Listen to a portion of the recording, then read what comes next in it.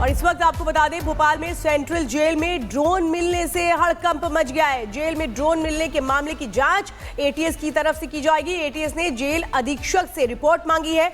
तो भोपाल के central jail में बंद है 69 आतंकी। सिमी, पीएफआई, आईएसआईएस और हिजबुल्लाह तहरीर जमाते मुजाहिदीन, ये वो तमाम आतंकी हैं जो जेल में बंद हैं। लेकिन सवाल ये, ड्रोन कहां से आ गया?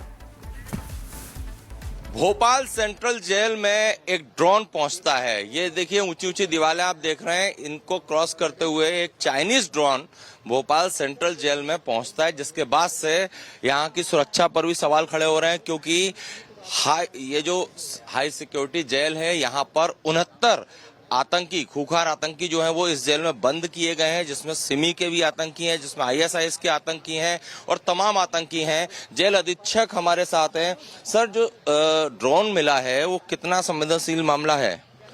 ड्रोन मिला है, वैसे संवेदनशील तो है ही। प्रथम दृष्टया तो लग रहा है कि ड्रोन जेल के अंदर आया तो संवेदनशील ही है, लेकिन अब जांच के बाद ही सिद्ध हो पाएगा कि वो ड्रोन अगर मिला है जेल के अंदर है तो वो उसकी किस कारण से भेजा गया था, किस उद्देश्य से भेजा गया था, उसके अंदर कौन कौन से फंक्शन है, ये सारी जांच के बाद ही स्थिति क्लियर हो पाएगी। आतंकी अभी इस जेल में बंद हैं? अभी 69 आतंकी हमारे जेल में बंद हैं। उसमें सिमी के भी हैं, आईएसआईएस भी हैं, आईएसआई के हैं, एचयूटी के हैं, पीएफआई के हैं और जेएमबी के हैं। जासूसी से इनकार नहीं कर सकते सर? हाँ, अभी तो संदेह यही लगा सकते हैं कि जासूस के उद्देश्य से भेजा गया हो, लेकिन जांच के बाद ही स्थिति स्पष्ट हो पाएगी। राकेश कुमार हैं, जेल अधीक्षक हैं, साफ तौर पर कह रहे हैं कि चूंकि ये हाई सिक्योरिटी जेल है, 69 जो आतंकी हैं वो इस खूंखार जेल में, और इतनी ऊंची ऊंची दीवार हैं, सीसीटीवी कैमरे लगे हैं यहाँ पर, और जेल ब्रेक जैसी घटना भी हो चुकी है इसी सेंट्रल जेल में। इसके बाद भी एक चाइनीज ड्रोन इन ऊंची दीवारों को क्रॉस करते हुए अंदर पहुंचता है, ठीक उस जगह पर जहां पर कि आतंकियों को बंद रखा है, उस बैरक के बाहर। इसके बाद से ही पूरे मामले ने गंभीरता को देखते हुए पीएचक्यू ने भी संज्ञान लिया है। एटीएस भी इस मामले की अपने स्तर पर जांच कर रही है, और जेल अधीक्षक साफ तौर पर ये कह रहे हैं कि जासूसी से इनकार नहीं किया जा सकता। मंत्री जो है संबंधित विभाग के, उनका भी ये कहना है कि पूरे मामले की जांच करवाई जाएगी।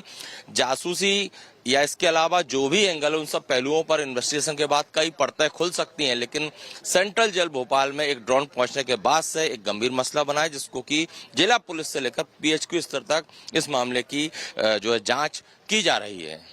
बिल्कुल, और सवाल यही है कि कैसे जो है चाइनीज ड्रोन यहां तक पहुंच गया। क्या और जानकारी अभी तक मिल पा रही है? किसकी तरफ से इस ड्रोन को भेजा गया, कौन इसे ऑपरेट कर रहा था? सत्य विजय, कहां से ये जो है ऑपरेट कर यहां तक पहुंचाया गया, कौन इसके पीछे? देखिए, इस समय मैं सेंट्रल जेल भोपाल के ही परिसर में हूं। मेरे पीछे जो है वो सेंट्रल जेल है, आईएसओ अवॉर्डेड ये सेंट्रल जेल है, और सबसे बड़ी बात यह कि इसकी सुरक्षा हाई सिक्योरिटी है, और इसी के चलते मध्य प्रदेश के 69 मतलब 69 जो आतंकी हैं, जिसमें सिमी के, आईएसआईएस के, बाकी तमाम जो संगठन है उसके आतंकियों को अंडा सेल में रखा गया है। इसके बाद भी चाइनीज ड्रोन इसमें पहुंचता है अंदर, और एक आरक्षक को दिखता है, तो कई गंभीर सवाल खड़े करता है। फिलहाल मैं आपको तस्वीरें दिखाता हूं। ये सेंट्रल जेल भोपाल है, इतनी ऊंची ऊंची दीवारें हैं, सीसीटीवी कैमरे भी लगे हुए हैं। इसके बाद भी एक चाइनीज ड्रोन किस तरह यहां पहुंच जाता है, इनकी अलर्ट जो पुलिस यहां पर तैनात रहती है उस तक अलार्म क्यों नहीं बजता है, वो अलर्ट क्यों नहीं होते हैं, ये तमाम पहलू हैं। पुलिस साफ तौर पर यह कह रही है, जिला पुलिस की टीम जेल के अंदर है, निरीक्षण कर रही है, जेल अधीक्षक जेल के अंदर है, निरीक्षण कर रहे हैं। एटीएस ने भी संज्ञान लिया है और इनसे रिपोर्ट मांगी है, क्योंकि मैं फिर कह रहा हूं, जेल ब्रेक जैसी घटना यहां पर हो चुकी है। दिवाली के ठीक दिवाली की रात को यहां पर जेल ब्रेक की घटना हुई थी, जिसमें सिमी के 8 आतंकी जो हैं वो एक आरक्षक की हत्या कर जेल से फरार हुए थे, जेल ब्रेक करके भागे थे, जिसके बाद उनका एनकाउंटर हुआ था, और उसके बाद से कई सवाल खड़े हुए थे। और अभी ये सवाल इसलिए भी खड़ा हो रहा है क्योंकि चाइनीज ड्रोन, जिसमें कि 2 कैमरे लगे हुए थे, एक कैमरा नीचे था, एक ऊपर था, और इसीलिए जासूसी से इनकार नहीं किया जा सकता। क्या जो आतंकी जेल के अंदर हैं वो भागने की फिराक में थे? क्या किसी तरह का षड्यंत्र यहाँ पर चल रहा था? क्या कोई आगे भी आपसे अपडेट लेंगे। फिलहाल जानकारी देने के लिए बहुत बहुत धन्यवाद। तो इस मामले में अब एटीएस ये इन्वेस्टिगेशन कर रही है कि आखिर ये ड्रोन आया कैसे। बहुत बड़ी खबर इस वक्त आपको बता दें, संभल की शाही जामा मस्जिद कमेटी इस वक्त सुप्रीम कोर्ट पहुंच चुकी है। मस्जिद की सीढ़ियों और प्रवेश द्वार के पास स्थित निजी कुएं के संबंध में यथा स्थिति बनाकर रखी जाए, ऐसा आदेश कोर्ट की तरफ से दिया जाए, इसकी मांग की गई है उस याचिका के जरिए जो सुप्रीम कोर्ट में दी गई है। संभल जिला मजिस्ट्रेट को निर्देश देने की मांग इस याचिका में की गई है। अर्जी में यह कहा गया है कि सुप्रीम कोर्ट की अनुमति के बिना इस संबंध में कोई भी कार्रवाई या कदम ना उठाया जाए। अर्जी में कमेटी ने यह कहा है कि कोर्ट के आदेश थे कि प्रशासन शांति और सौहार्द स्थापित करने के लिए कदम उठाए, लेकिन जिला प्रशासन तब से है जब से तुम्हारा अस्तित्व भी दूर दूर तक नहीं था।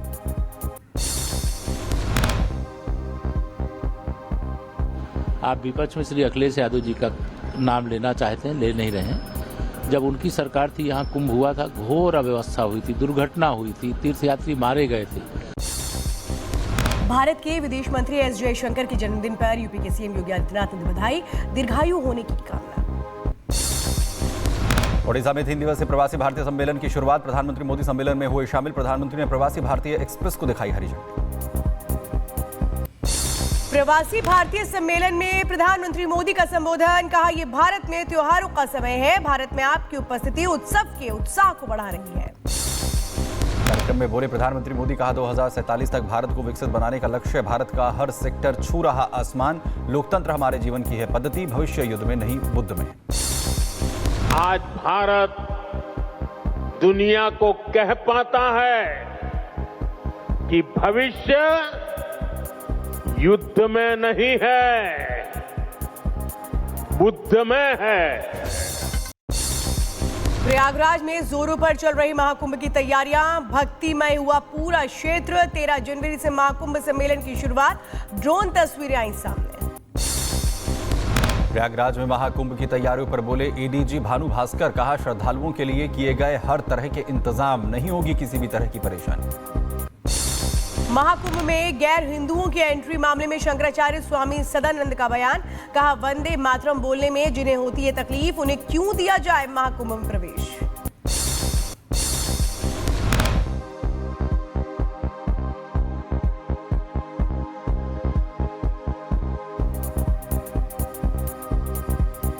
भैया वो जब हिंदू धर्म को मानते नहीं हैं, वो भारत माता को वंदे मातरम नहीं बोलते, तो वंदे मातरम बोलने में उनको तकलीफ है, तो वहां जाने का काम क्या है आपका।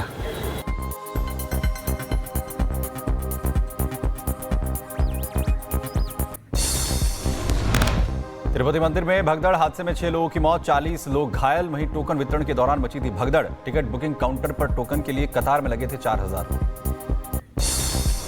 तिरुपति मंदिर में भगदड़ के दौरान घायल लोगों को अस्पताल में कराया गया भर्ती, घायलों का इलाज जारी है। अस्पताल के अंदर की तस्वीरें आई सामने।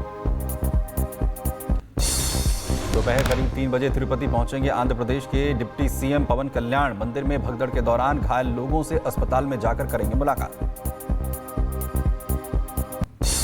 गृह मंत्री अमित शाह ने तिरुपति मंदिर में भगदड़ को लेकर के जताया दुख, कहा मृतकों के परिवार वालों के प्रति मेरी हार्दिक संवेदना, घायल जल्द से जल्द हो ठीक।